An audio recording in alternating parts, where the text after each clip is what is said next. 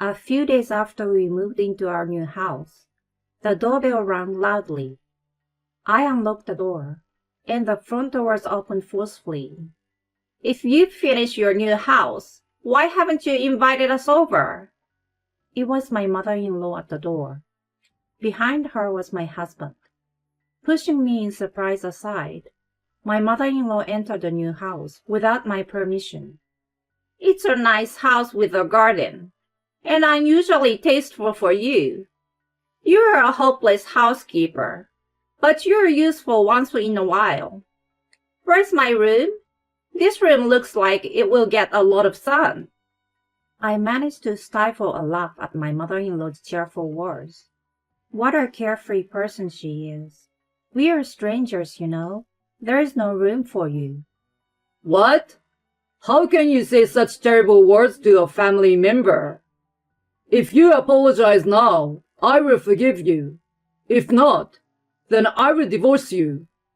My husband yelled at me, with his face red, and my mother-in-law grinned at him with a nasty smile. How ridiculous, not knowing that it was a meaningless threat. I sighed, and then confronted them with something. The moment they saw it, my mother-in-law and my husband froze. Oh, you can't be serious. "You can't divorce me. I'm already single." "My name is Avery. I have been married for 5 years to Daniel, whom I met when I was a university student. Although we got together and got married because of his strong proposal, our married life was a little different from what I expected. Daniel was someone who always put his mother's opinion first in everything. Even when it came to making small decisions, he would say, I will ask my mom." Daniel always tried to get his mother's opinion. For example, he would ask for her opinion on everything from where to go on our honeymoon to which dentist to see, even the color of the curtains in the bedroom. He asks his mother about everything and chooses whatever she tells him. I was concerned about this attitude, but I pretended not to notice it. Because, although my marriage with Daniel was not a very satisfying one, it wasn't bad either. He did help me with simple household chores, such as taking out the trash, even though he complained about it. On weekends, we would go out to eat together or go on trips. And on anniversaries and birthdays, we always celebrated and he gave me presents. I think Daniel was a rather good husband as long as I kept my eyes on my mother-in-law. So I didn't point out anything in particular to him, and we stayed married. However, something happened after my father-in-law passed away. Our marriage, which had been going well for some reason, began to go a little awry. Hey, Avery, do you have a minute? What's wrong? Daniel came home from work and asked me in the middle of his meal. Can we live with my mother? What? I couldn't believe my ears. What's wrong with you all of a sudden? I don't mean all of a sudden. I have been thinking about it ever since my dad passed away. Mom is alone now, right? I know it's inconvenient for her to be alone, and I'm worried about her. I don't want to live with her. Bella is still well, you know. She can live on her own. And the house is less than a 20 minutes drive from ours. If that's what you're worried about, can I just continue to visit her from time to time? No, you don't know when she is fine. Even if she is fine, you never know what might happen. If Mom suddenly collapses, no one will know, and it could be too late. If that happens, will Avery be able to take responsibility? That's... You see, I don't want that to happen to my mother. If you don't want to live with her, I will divorce you. You're going to do that? I'm serious. Okay, let me think about it. After several discussions, we decided to move in with my mother-in-law. Daniel's mother nags about anything and everything, and Daniel always does what she says. Living with her was not going to be good for me, but I was pregnant at the time. I thought it would be better for the baby to have a father, so I reluctantly agreed to move in with her. I also thought that moving in with my mother-in-law would not change my relationship with Daniel. I had faith in the time I had spent with Daniel. However, reality was not so sweet. As soon as we moved in together, Belle, my mother-in-law, immediately began to tease me. Instead of taking care of me when I was pregnant, she threw all the housework away and spent every day from morning to evening playing with her friends in the neighborhood. When she came back home, she would look for something wrong with my housework. When I'm not in good health, cleaning and cooking become simple things. I tried my best to explain that my mother-in-law must have experienced this before and would understand. This is why young people are no good these days. When I was young, I did my best even when I was sick. What's with all the cleaning? You're leaving water stains all over the place. Even the laundry is not well ironed. You also need to make at least 3 side dishes for meals. Are you going to starve me and my sweet boy? She would rattle on about these things and would not listen to me. Often there were days when I had to redo household chores even when I was feeling sick. I could not stand it any longer and complained to Daniel, but he always took my mother-in-law's side. Sure, there are some things Mom says that are mean, but it's your fault for not doing your chores properly, isn't it? Don't blame my mom. But there are days when it's really hard to even stand up. It's tough being expected to do everything perfectly on a day like that. But my mom did it when she was younger, when she was pregnant with me. So there's no reason why you can't do it. It's your own fault if you can't. Health varies from person to person, and your mother is out of the house all day and night playing around. This apartment was ours to begin with, and she doesn't even pay any of the bills here. I need you to ask her to help me out with the housework until I feel a little better. You know, you're the one who agreed to move in with my mother. If you have a problem with her, then we can get a divorce. I think he's feeling very secure that I will never divorce him. I also sigh at Daniel's smirk and disgusted smile. He wasn't the kind of person to say this before we moved in together. To be honest, Daniel's attitude, combined with my mother-in-law and my health problems, had begun to wear me down in my marriage. Then one day, as usual, my mother-in-law went out to play with her friends, and I was alone in the empty house doing the chores. I was feeling better than usual, so I did the chore more carefully. And just as I was thinking that today would be perfect, my mother-in-law came home and screamed, "Belle, what's wrong?" "Everything is wrong. My clothes are a mess." "What? But I washed them like usual." "These are expensive clothes that need to be hand-washed. How dare you put them into the washing machine? Look how messed up they are. These were my favorite. What are you going to do about this?" "But Belle, you didn't tell me anything about this." "Huh? You should know without me telling you." My mother-in-law was in an unmanageable state, and at this moment, Daniel came home from work. I'm home. What's wrong? "Welcome." "Daniel, Avery ruined my clothes. They were so expensive." My mother-in-law interrupted me and ran up to Daniel. This is the one that you wear a lot, right? Daniel looks at me as my mother-in-law hands him the clothes.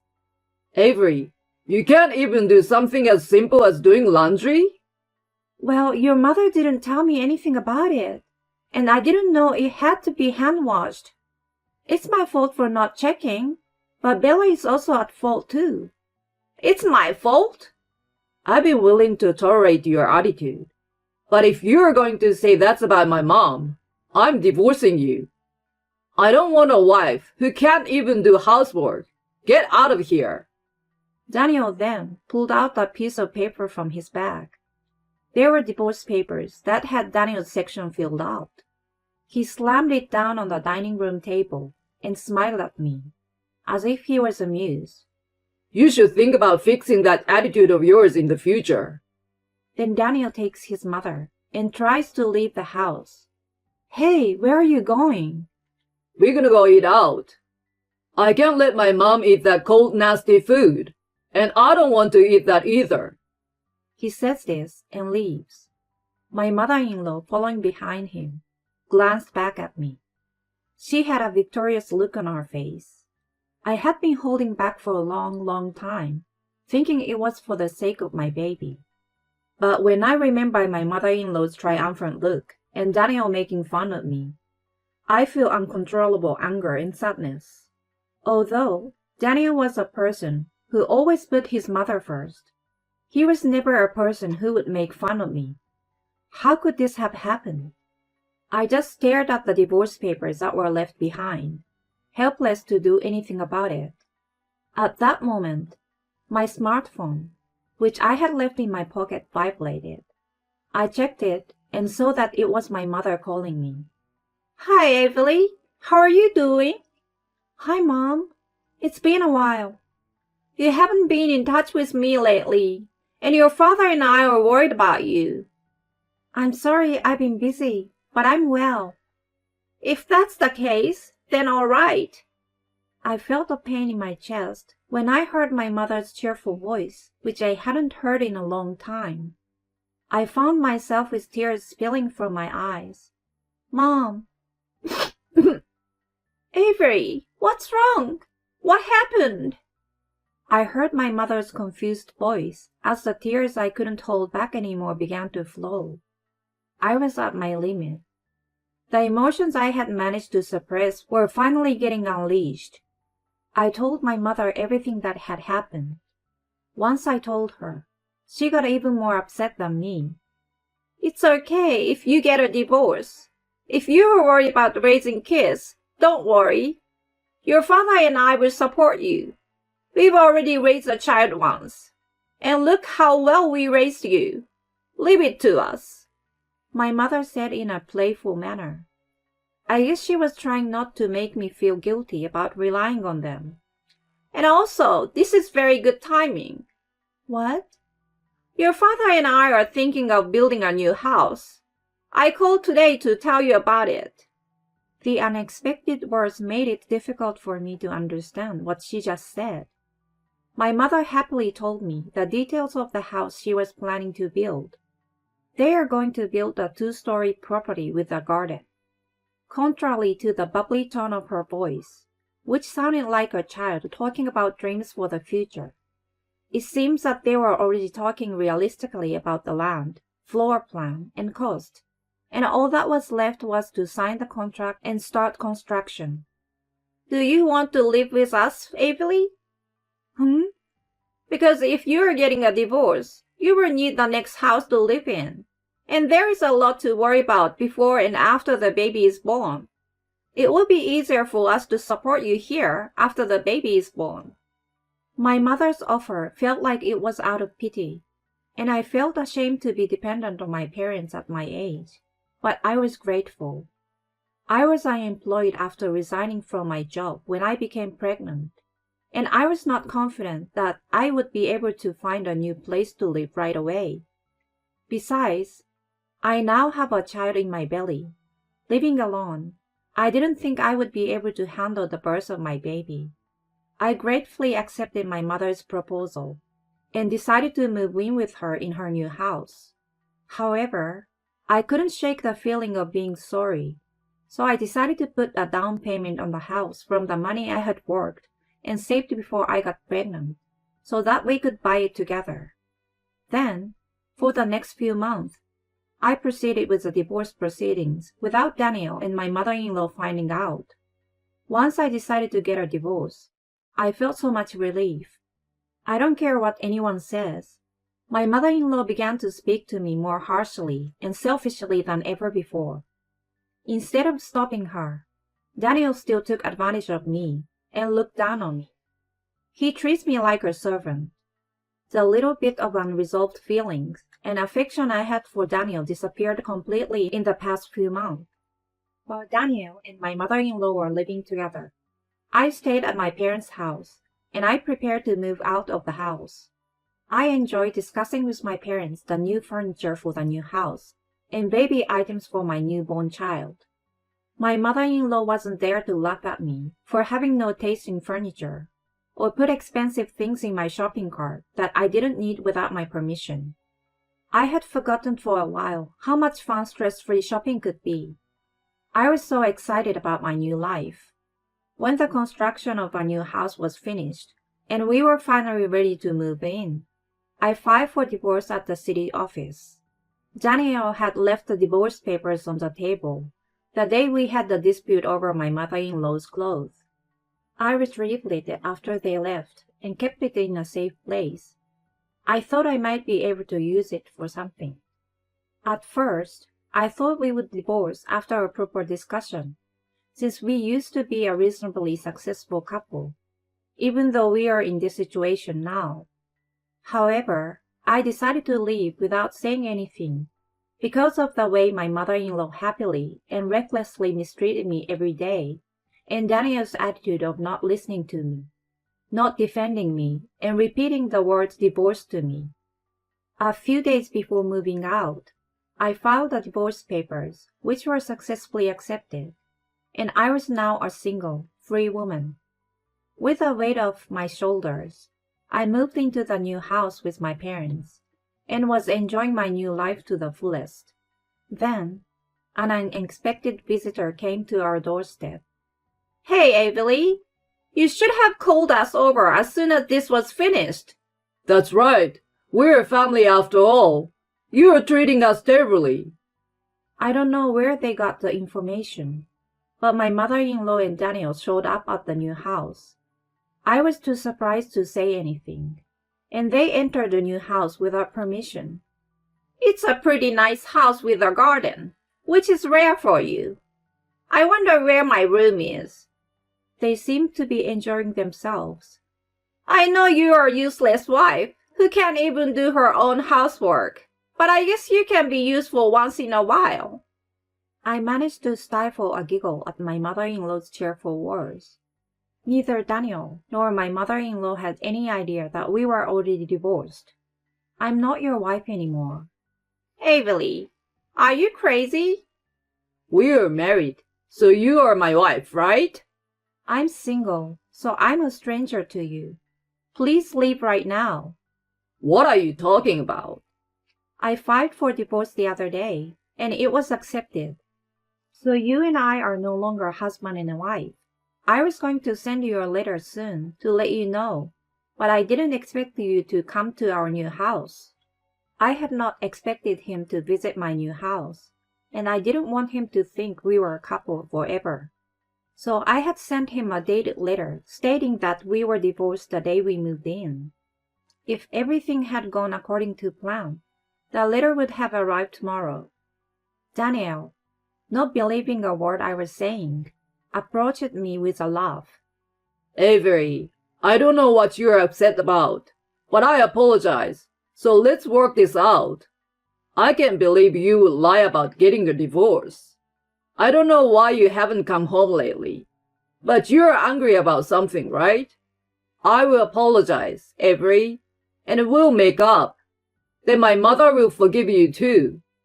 I don't care if she forgives me or not. We are already divorced. I showed him the certificate of divorce that had stored in the cabinet. Daniel looked at the certificate carefully. His face gradually turned pale, and his mouth started to flap like a goldfish. When did this happen? I didn't sign divorce papers in the first place. Yes, you did. The day I washed Belle's clothes by mistake. You left the completed divorce papers on the table, didn't you? Those papers are invalid. Well, it might be invalid if it's that one piece. But didn't you tell me every day that you wanted to divorce me? I recorded you and your mother's words every day, and I kept a diary. They told me that the diary can be used as proof. I played back the appropriate audio from the voice recorder on my smartphone. There was my mother-in-law's voice saying that my meals were bad and the worst in the world. Daniel's voice was recorded. If you serve food like this, I'm divorcing you. Both Daniel and his mother were surprised and remained motionless. Therefore, since you two are strangers, you must leave right now. I never said you could come in. If you don't leave, I will call the police. The two of them became frightened and rushed out. I watched their backs and locked the door tightly to prevent them from coming back in. Apparently, when Daniel and his mother found out that my parents and I had bought a new house, they had moved out of their house and had also ended the lease of their apartment. After that, they had quite a bit of trouble finding a new home. Daniel and his mother's life together for the first time in a long time was not going so well. Daniel's mother, who had been making me do all the housework, still doesn't seem to want to do it, and Daniel, who is not used to doing it, is doing it all. On top of that, she would say to her relatives and friends that she was moving to a new luxury house and they should all come to visit her. But the truth was she moved into a generic apartment that was neither new nor luxurious, which caused rumors to spread about her being a liar. The stress of the situation has caused her to lash out at Daniel more often. With me gone, she has no one else to vent her stress to but Daniel, and they often get into fights where they yell at each other. As for me, I'm living in a new house with my parents and my healthy baby boy, who was born safe and sound. My parents are fully supporting me, and I plan to go to work when my son is older. I want to create a home where my son can grow up healthy and with a smile on his face. With this goal in mind, I'm living a peaceful and happy life while struggling to raise my son day by day.